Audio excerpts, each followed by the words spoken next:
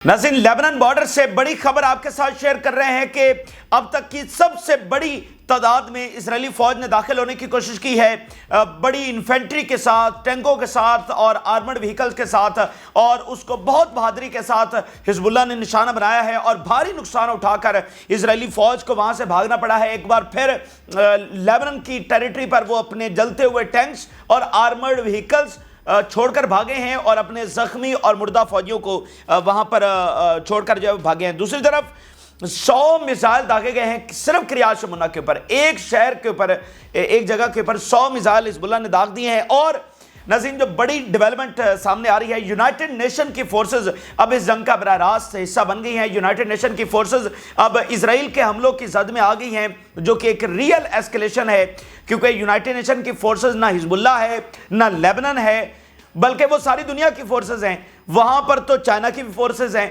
वहां पर इंडिया की फोर्सेस मौजूद हैं, फ्रांस की हैं, जर्मनी की हैं, इटली की हैं, तुर्की की हैं, सारी दुनिया की फोर्सेस वहां पर हैं। तो अब यूनाइटेड नेशन के फोर्स जो फौजी हैं वो वहां पर जख्मी हो गए हैं, वो निशाना बने हैं और उनमें से कुछ जो है वो क्रिटिकल कंडीशंस के अंदर है।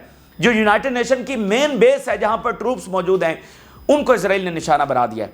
तो वो कोई बेशक इंडिया का फौजी है, वो कोई चाइना का है, वो तुर्की का है, वो फ्रांस का है, वो जर्मनी का है, किसी का भी है, तो वो वहां पर जो है जख्मी होना शुरू हो गए हैं। ये अभी ताज़ा तरीन जो डेवलपमेंट, पहली बार यूनाइटेड नेशन की फोर्सेस निशाना बनी हैं, तो ये संगीन तरीन मामला है। और अब ये ट्रूली जो है ना ग्लोबल लेवल के ऊपर चला गया। यानी कौन मुल्क अफोर्ड करेगा? क्या फ्रांस, इंडिया, चाइना अपने फौजियों को वहां पर इस तरह से निशाना बनना अफोर्ड कर सकता है? कोई मुल्क ये अफोर्ड नहीं कर सकता है। तो ये संगीन तरीन मामला हो गया है। दूसरी तरफ नाज़रीन, गजा में बहुत बड़ी बैटल इस वक्त जारी है और 12 गाड़ियों को, 12 आर्मर्ड व्हीकल्स और टैंक्स को घात लगाकर मारा गया है। रेजिस्टेंस एक साल के बाद भी इतने जबरदस्त लेवल के, इतने सोफिस्टिकेटेड लेवल के घात वहां पर लगा रही है और रोजाना की बुनियाद पर 40-50 इजरायली फौजी गजा में मारा जा रहा है, जख्मी हो रहा है। और अब ये बहुत बड़ा हमला जो है वहां पर किया जा रहा है। दूसरी तरफ नाज़रीन, फ्रांस ने इंटरनेशनल कॉन्फ्रेंस बुला ली है लेबनान के ऊपर। टोटल आइसोलेशन में इजराइल और अमेरिका जा चुके हैं। फ्रांस इंटरनेशनल कॉन्फ्रेंस करने जा रहा है लेबनान के ऊपर।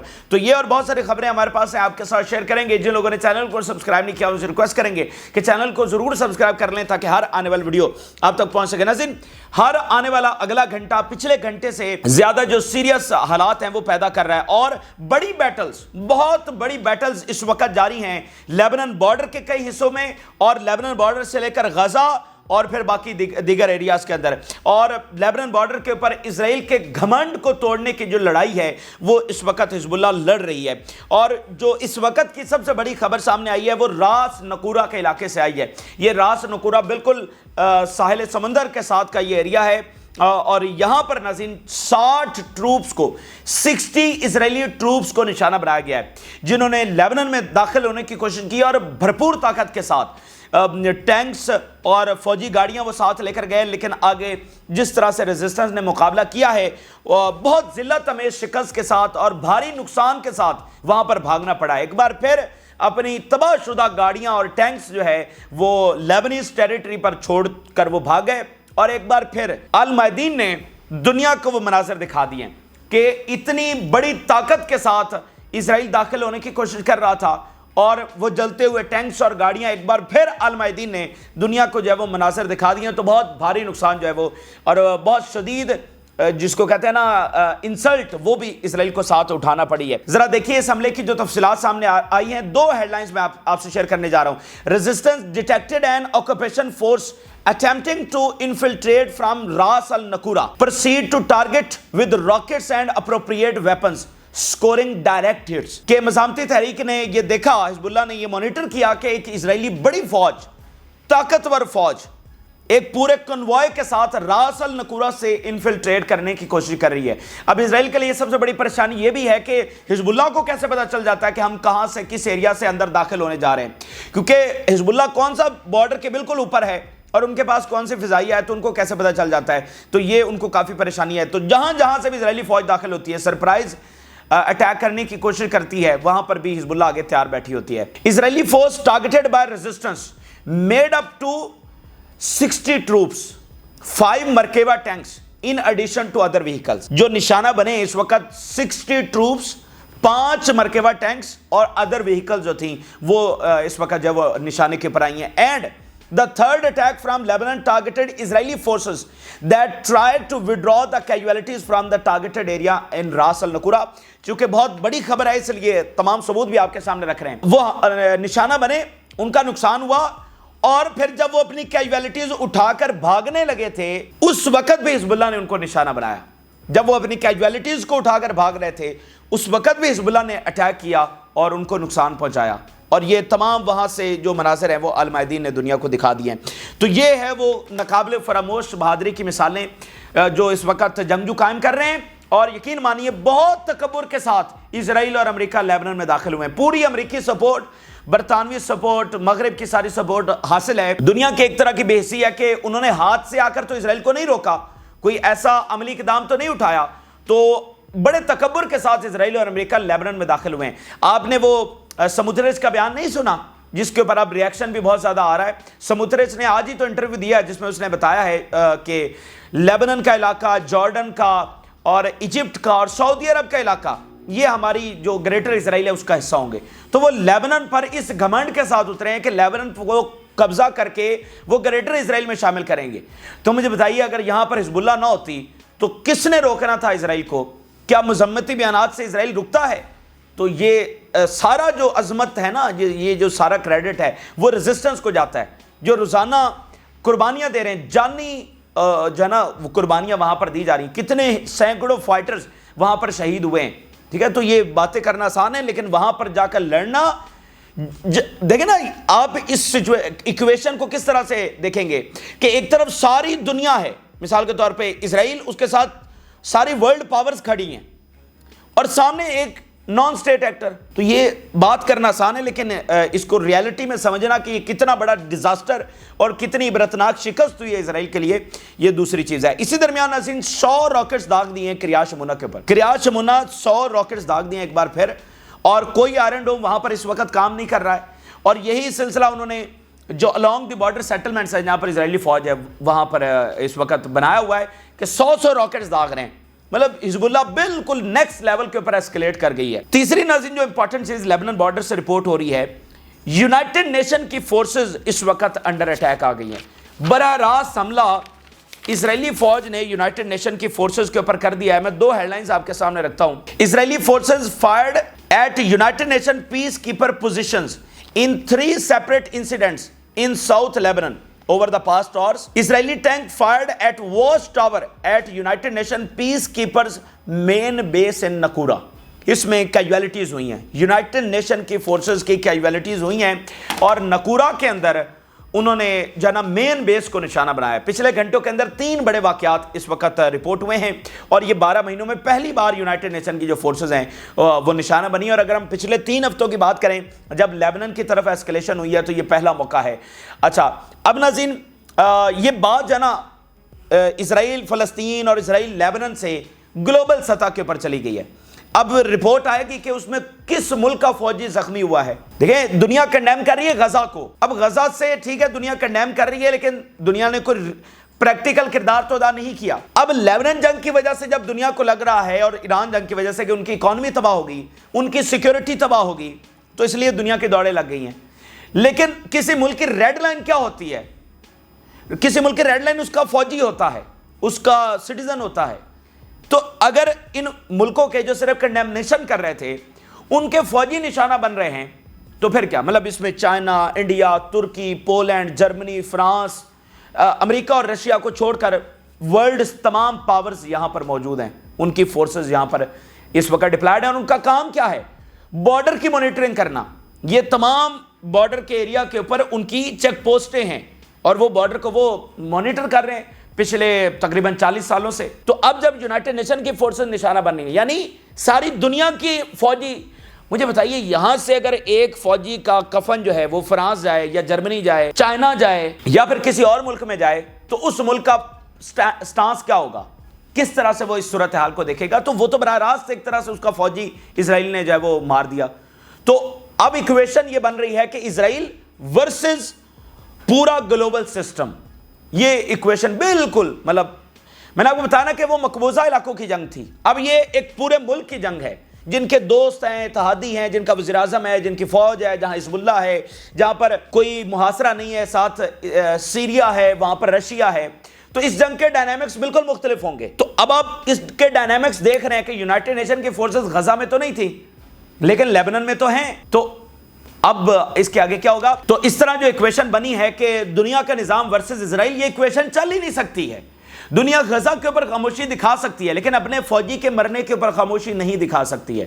دیکھیں یہ جو ہم بات کرتے ہیں یونائٹڈ نیشن، جس کی ہم مطلب کوئی اہمیت نہیں اور اس نے کوئی پریکٹیکل کردار ادا نہیں کیا، لیکن پھر بھی اس ماڈرن ورلڈ میں یونائٹڈ نیشن، اس کے universal charter of human rights اور فلانا ان کی اہمیت ہے۔ دیکھیں اس سے پہلے اگر ایک صدی پیچھے چلے جائیں یونائٹڈ نیشن کے بننے سے پہلے، تو دنیا میں کیا ہو رہا تھا اور پیچھے ہزاروں سال کیا ہو رہا تھا؟ جس ملک کا دل چاہا وہ دوسرے ملک کے اوپر جو ہے نا حملہ اس نے کر دیا اور اس کی ٹیریٹری کو اپنے ملک میں شامل کر لیا۔ اسی طرح بڑی بڑی امپائرز بنی، ٹھیک ہے، اور اس میں کچھ نہیں ہوتا تھا، کوئی رولز آف انگیجمنٹ نہیں ہوتے تھے کہ سیویلینز کے ساتھ جو کیا، عبادت گاہوں کے ساتھ جو کیا، سارا کچھ ہوتا رہا۔ تو ایک سمجھے کہ جنگل تھا اور جنگل میں مطلب ہر طرح کا وائلنس جو ہے نا وہ ہو رہا تھا اور کوئی روکنے والا نہیں تھا۔ یونائٹڈ نیشن ایک علامتی باڈی کے طور پر اور مطلب ایک نئی دنیا کا آغاز تھا کہ جس میں یہ کہا گیا کہ دوسرے ملک کے اوپر حملہ نہیں کیا جائے گا۔ اب یہ نہیں ہوگا کہ کسی ملک کے اوپر حملہ کر کے اس کی ٹیریٹری کو اپنے امپائر کا حصہ بنا لو، یہ نہیں ہوگا۔ تو اس کے اوپر ساری دنیا نے سائن کیے ہیں۔ تو اگر ایک ملک کو یہ اجازت مل جاتی ہے کہ وہ کرتا رہے، او بھائی تو باقی دنیا کے پاس بھی طاقت ہے۔ اب آپ سمجھ رہے ہیں کہ اگر یہ نظام ٹوٹتا ہے تو پھر ہم وہی 100 سال کی پہلے والی دنیا میں چلے جائیں گے۔ دیکھیں اب ان 100 سالوں میں بھی پچھلے میں کوئی امن نہیں ہوا، امریکہ نے افغانستان سب حملہ کیا، لیکن ایک جواز کے طور پر کہ کبھی 9/11 ہو گیا، کبھی یہ ہو گیا، کبھی صدام حسین تنگ کر رہا ہے، اور اس کے بعد ان کی مطلب پوری طرح سے مذمت بھی ہوئی، ساری چیزیں ہوئیں، لیکن جو سرکس یہاں پر جاری ہے یہ تو کبھی بھی نہیں ہوا۔ یہ تو دنیا میں اس طرح کبھی نہیں ہوتا اور نہ ہو سکتا ہے۔ اور اگر آپ کرنے کی طرف چل پڑتے ہیں تو پھر سب کے پاس یہ اختیار ہے، پھر کوئی ملک اپنی مرضی سے کرے گا جیسے پہلے دنیا میں ہو رہا تھا۔ تو اس کا مطلب کیا ہے؟ اس کا مطلب ورلڈ سیکیورٹی خطرے میں ہے، پھر دنیا میں کوئی ملک اور اس کی سیکیورٹی محفوظ نہیں ہوگی۔ اگر دنیا میں ایک سیکیورٹی ہم نے قائم کی ہے، ہیومینٹی نے ایک سیکیورٹی قائم کی ہے دنیا بھر کے لوگوں کے لیے، تو وہ ایک چارٹر کے تحت قائم ہوئی ہے، ایک ایگریمنٹ ہے جو دنیا نے بیٹھ کر یونائٹڈ نیشن میں سائن کیا ہے۔ بے شک وہ اپنی چیزوں کو اس طرح امپلیمنٹ نہیں کروا سکا، لیکن پھر بھی ان باتوں کو مانا جاتا ہے۔ ساری دنیا کے لیڈرز یونائٹڈ نیشن میں ہر سال اکٹھے ہوتے ہیں، تقریریں کرتے ہیں، دنیا کو ہم نے بہتر بنانا ہے۔ ایسے تو دنیا بہتر نہیں بنے گی، ٹھیک ہے، تو یہ اس کی اہمیت ہے۔ اب جو فرانس، اسی کو آپ لیجئے، فرانس نے انٹرنیشنل کانفرنس بلانے کا اعلان کر دیا ہے، ٹوٹل ڈیزاسٹر اور ٹوٹل آئسولیشن امریکہ اور اسرائیل کی۔ اب اس کے پیچھے بیک گراؤنڈ ہے، فرانس نے، میکرون نے جو کہا کہ اسلحہ بند ہونا چاہیے، اور پھر آگے سے اسرائیل کا جو ہے وہ ریئیکشن آیا، نتنیاہو نے کہا شیم آن یو، اور میکرون نے دوبارہ کہا اور پریشر ڈالا گیا میکرون کے اوپر کہ وہ اپنی سٹیٹمنٹ واپس لے۔ میکرون نے ابھی تک اپنی سٹیٹمنٹ واپس نہیں لی ہے، اور فرانس کے جو وزیر خارجہ آئے وہ ویسٹ بینک کا دورہ کرنے کے لیے چلے گئے، ٹھیک ہے۔ تو اب وہی فرانس ایک الگ کانفرنس انٹرنیشنل لیول کے اوپر بلانے جا رہے ہیں لیبنن کے اوپر۔ تو دیکھیں ایک بات ذہن میں رکھیں کہ اس دنیا کے اندر کوئی کسی کا سگا نہیں ہے، امریکہ اسرائیل کا بھی سگا نہیں ہے اور اسرائیل امریکہ کا سگا نہیں ہے۔ فرق کیا ہے؟ فرق یہ ہے کہ ان ملکوں کے، مغرب کے اور اسرائیل کے مفادات ہمیشہ ون پیج کے اوپر رہے ہیں۔ اسرائیل امریکہ کے مفادات ون پیج کے اوپر رہے ہیں۔ اگر مغربی دنیا کے اور اسرائیل کے مفادات کا ٹکراؤ پیدا ہو جائے گا تو یہاں کوئی کسی کو جانتا نہیں ہے، ہر ملک کے لیے اپنے لوگ امپورٹنٹ ہوتے ہیں، دوسرے کی کوئی مدد نہیں کرتا۔ اگر وہ کوئی کرتا ہے تو اپنے مفادات کی وجہ سے، الائنسز کی وجہ سے، اپنی طاقت کی وجہ سے، کی چیزوں کو برقرار رکھنے کے لیے، ٹھیک ہے، سیم ایک میوچل انٹرسٹ جس کو لفظ استعمال کیا جاتا ہے اس کے لیے۔ تو تاریخ میں کبھی اسرائیل اور امریکہ کے مفادات کا ٹکراؤ نہیں ہوا، اسرائیل اور فرانس اور یورپ کے مفادات کا ٹکراؤ نہیں ہوا، بلکہ اسرائیل تو مغرب کے مفادات کا ضامن ہے مڈل ایسٹ کے اندر، یہ ہے اس کے ون لائنر پالیسی، اس لیے اس کو سپورٹ کیا جاتا ہے۔ لیکن اگر ان کے مفادات کا نقصان ہونا شروع ہو جائے تو وہ اسرائیل کو نہیں جانتے، یہ بات ذہن میں رکھیے۔ یہ صورتحال پہلی بار پیدا ہو رہی۔ فرانس کے جو ایمبیسڈر ہیں ان کا بیان دیکھیے، exporting weapons and extending the war to Lebanon will not achieve security as Israel expects۔ کوئی سیکیورٹی نہیں ہے اسرائیل کی، یہ جو جنگ کو ادھر پہ پھیلا لیں جا رہا ہے نا، کچھ حاصل نہیں ہونے والا. یہ فرانس کا امبیسڈر کہہ رہا ہے. Spanish P M calls Israeli attacks in Lebanon and invasion. انویژن کو مطلب سب سے بڑا ایک مطلب غلط چیز سمجھا جاتا ہے، اور ایک بالکل انلیجیٹیمیٹ چیز ہے جس کو ایکسیپٹ نہیں کیا جا سکتا. تو اسپینش پی ایم کہہ رہا ہے کہ یہ کوئی موریلٹی اور کوئی لیجیٹیمیسی نہیں ہے، کوئی رائٹ ٹو سیلف ڈیفینس نہیں ہے، یہ کوئی چوزن پیپل والا معاملہ نہیں ہے. ٹھیک ہے، یہ انویژن ہے. ٹھیک ہے، تو یہ کسی طور پر جسٹیفائڈ نہیں ہے. تو آپ ذرا دیکھیے کہ ایک طرف اسرائیل کے اندر زمینی حملے، ایک طرف یہ فضائی حملے، اور ایک طرف اکنامک کنڈیشنز ہے، ایک طرف بیرون ملک بھاگتے ہوئے اسرائیلی، اور اب یہ مغربی ملکوں کی خاص بدلتی ہوئی پوزیشن، خاص طور پر جو ہے وہ فرانس کی، اور ڈپلومیٹک آئسولیشن گلوبل سطح کے اوپر. تو وہی بات آ جاتی ہے کہ انہوں نے ایسکیلیشن کر کے اپنے انجام کو تیز کیا. اب ذرا غزہ کی صورتحال دیکھیے. غزہ میں بڑی بیٹل اس وقت جاری ہے، اور ریزسٹنس جس طرح سے سامنا کر رہی ہے وہ انبلیویبل ہے. ایک طرف تو بمباری شدید تر، نارتھ غزہ کی ویڈیوز ہم آپ کے سامنے نہیں دکھا سکتے، اور جو ظلم وہاں پر ہو رہا ہے، شدید تر بمباری. 4 لاکھ سے زیادہ فلسطینی وہاں پر ٹریپ ہو گئے ہیں، کیونکہ ایک طرف سے فوج نے گھیر لیا، اوپر سے بمباری وہاں پر کی جا رہی ہے. 4 لاکھ سے زیادہ فلسطینی وہاں پر ہیں، بہت زیادہ کیجویلٹیز، شہادتیں وہاں پر ہو رہی ہیں. اب ان تمام حالات میں، اور 12 مہینے پیچھے ہم دیکھ کر آئے ہیں، ریزسٹنس لڑ رہی ہے. اور ابھی جو انہوں نے بہت بڑا ایک بیٹل لڑا ہے، 12 اسرائیلی جو وہیکلز ہیں ان کو تباہ کیا ہے. Our fighters laid out complex ambush for a 12 military vehicles of Israeli occupied forces convoy in addition to a truck load of soldiers east of Jabalia refugee camp. ایک فوجیوں سے بھرا ہوا ٹرک اور 12 ملٹری وہیکلز ان کو تباہ کیا ہے. Unbelievable number. اور اس کے ساتھ ایک اور کنوائے جا رہا تھا، پیٹرول کرتا ہوا ایک کنوائے جا رہا تھا. We targeted enemy reconnaissance patrol consisting of 2 cars and 4 soldiers with a suicide drone east of Khan Yunis. ادھر 12 وہیکلز اور جو ٹرک ہے فوجیوں سے بھرا ہوا، اور یہاں پر پیٹرول کرتا ہوا 2 کاریں اور 4 سولجرز، ان کو جو ہے نشانہ بنایا ہے. تو یہ انبلیویبل آپریشنز ہیں جو یہاں سے رپورٹ ہو رہے ہیں. اب ذرا یحییٰ سمر کے حوالے سے دیکھیے، ذرا ایک ہیڈ لائن دیکھیے، بڑے interesting. No tunnel too deep, Israeli fliers threaten Hamas chief سمر. اب جناب انہوں نے فلائرز پھینکے ہیں غزہ میں، اور ان کے اوپر یہ لکھا ہوا ہے کہ کوئی ٹنل اتنی گہری نہیں ہے کہ ہمارے میزائل وہاں پر نہ پہنچ سکیں. اور یحییٰ سمر، تمہارے ساتھ وہی ہونے جا رہا ہے جو حسن نصر اللہ کے ساتھ ہوا. اور ان فلائرز میں بہت سارے جو شہید حماس اور حزب اللہ کے لیڈرز ہیں ان کی بھی تصویریں جو ہیں وہ ہیں، اور ساتھ دھمکیاں لکھی ہوئی ہیں کہ ہم تمہارے ساتھ یہ کریں گے اور تم بہت جلد تمہارا حشر حسن نصر اللہ جیسا ہونے والا ہے. تو یہ انہوں نے کیا ہے. اب یہ کرنے کی ضرورت کیوں پیش آئی ہے؟ اچھا، 12 مہینوں سے یہ کوشش کر رہے ہیں، یحییٰ سمر نہیں ملے، اب وہ دھمکی امیز فلائر جو وہ بھیج رہے ہیں. اب یہ کیا، اس کا بیک گراؤنڈ کیا ہے؟ بیک گراؤنڈ ناظرین یہ ہے کہ پچھلے مہینے سے اسرائیل نے ایک افواہ پھیلانی شروع کی مغرب کے اندر کہ یحییٰ سمر کو انہوں نے مار دیا. اچھا، اب یہ کس طرح، آپ کو پتا ہے پروپیگنڈا مشین کس طرح ورک کرتی ہے. اسرائیل نے کھل کر یہ دعویٰ نہیں کیا، لیکن ہوتا ہے نا کہ میڈیا میں خبریں چلوائی جاتی ہیں، جی اسرائیلی آفیشلز، ان نون سورسز، تو وہ باتیں، بھائی بات تو ایک دفعہ رپورٹ ہو گئی تو وہ ہر طرف پھیل گئی. اب وہ کیا سرائیاں شروع ہو گئی ہیں. اچھا جی، غزہ سے جناب باڈیز لائی گئی ہیں تل اویو میں، ان کا ڈی این اے ہو رہا ہے، اور یہ کہا جا رہا ہے جی ان میں یحییٰ سمر بھی ہیں فلاں فلاں. یہ وہ بنا رہے تھے کہ ہم نے بڑی اچیومنٹ کر لی ہے، کیونکہ آگے 7 اکتوبر آ رہا تھا. 7 اکتوبر کے اوپر یہ لکھا جانا تھا کہ بھائی کیا کیا کامیابیاں اسرائیل نے حاصل کی ہے. لیکن 7 اکتوبر سے پہلے کیا ہوا کہ ایک کال مغربی ایجنسیز نے انٹرسیپٹ کی. غزہ سے یہ کال ہوئی خالد مشعل کو قطر میں، اور یہ کال تھی یحییٰ سمر کی. ٹنل میں بیٹھ کر وہ کال کر رہے ہیں خالد مشعل کو، اور اس کے بعد یہ سٹوری چھپ گئی. تو 7 کو چونکہ 1 ایئر کا وہ سارا رپورٹس اس حوالے سے شائع ہو رہی تھی کہ اسرائیل نے کیا فتح حاصل کی اور کیا معاملہ ہوا، تو اس میں یہ آ گیا کہ اسرائیل تو دعوے کر رہا تھا کہ یحییٰ سمر جو ہے ان کو مار دیا اسرائیل کے بقول، لیکن یحییٰ سمر تو زندہ ہیں. ٹھیک ہے، تو اب اس کا غصہ نکالنے کے لیے انہوں نے یہ فلائر جو ہے وہ پھینکے ہیں کہ ہم تمہارے ساتھ یہ کریں گے، ہم تمہارے ساتھ وہ کریں گے. تو جو ہے یحییٰ سمر وہ تو اپنا ہر دن آخری دن کے طور پر گزار رہے ہیں. اور میں تو کہتا ہوں اب ہمیں حماس سے کوئی توقع نہیں رکھنی چاہیے. باقی اسلامی دنیا اور ہیومینٹی کیا کر رہی ہے اس کو وہ تو ذرا دیکھیں نا. حماس سے اور آپ کیا توقع کرتے ہیں؟ وہ تو 1 سال کے بعد بھی اسرائیل کے اتنے تابوت جو ہے نا وہ کر رہی ہے، نکال رہی ہے وہاں سے، اتنے فوجیوں کو روزانہ کی بنیاد پر مار رہی ہے.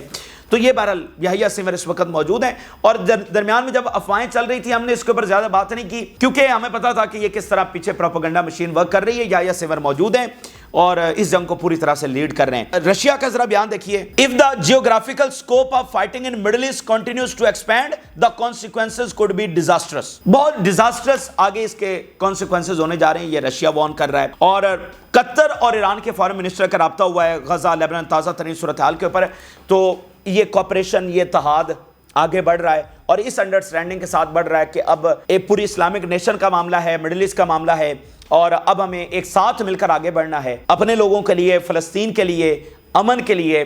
اب اس اسرائیل کا جو راستہ ہے وہ روکنا پڑے گا، اس کا قلع کما کرنا پڑے گا، اور اس کے لیے ہم سب کو متحد ہونا ہوگا، ٹھیک ہے۔ تو یہ یہاں پر چیزیں کنٹینیوس رابطے ایران کے باقی ملکوں کے ساتھ چل رہے ہیں اس وقت۔ تو یہ تازہ ترین تفصیلات ہیں جو آپ کے ساتھ شیئر کی ہیں۔ آپ نے رائے ضرور آگاہ کریں، جن لوگوں نے چینل کو سبسکرائب نہیں کیا ان سے ریکویسٹ کریں گے کہ چینل کو ضرور سبسکرائب کر لیں تاکہ ہر آنے والی ویڈیو آپ تک پہنچ سکے۔ اجازت دیجیے، اللہ حافظ۔